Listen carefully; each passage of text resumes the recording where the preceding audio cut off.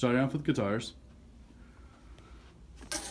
Can't really play Homobilly without a proper Bigsby equipped guitar. Now this is obviously not a proper Bigsby equipped guitar, as it's an import piece of shit.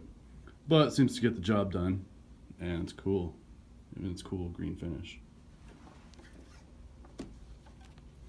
Moving right along to my number one Les Paul.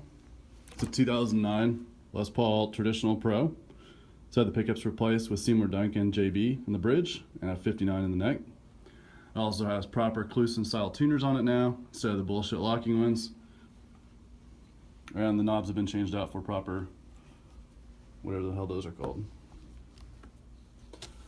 Moving down the row, here's my workhorse. It's my 1986 Gibson Les Paul Custom.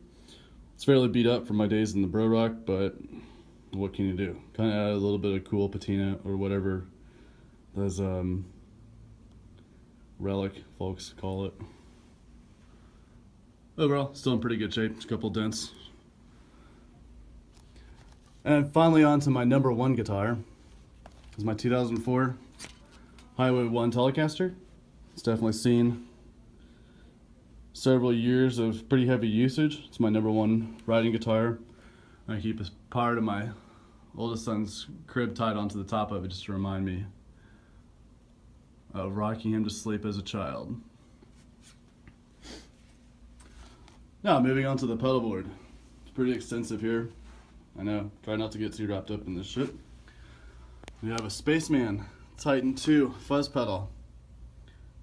I'm sure it's collectible or something, but really it's just getting scratched up and beer spilled on my cool board here. Which goes out into a Korg Pitch Black Plus. It was on sale one day. I don't really know what the hell the additional features do. Moving down to an Ibanez TS-808 reissue. And finally through a Boss RV3 that has definitely seen better days. The signal comes through some shitty monster cables into the Sound City 50 Plus. This is an interesting amp. It was built in the 70s by the same people that were making the Hiwatts, though this is a later design that was kind of bastardized as the company started cutting corners. It still has the original Partridge Transformers in it, along with the active EQ. Now finally going through a 1986 Marshall 1960 with the factory G12 T75 speakers.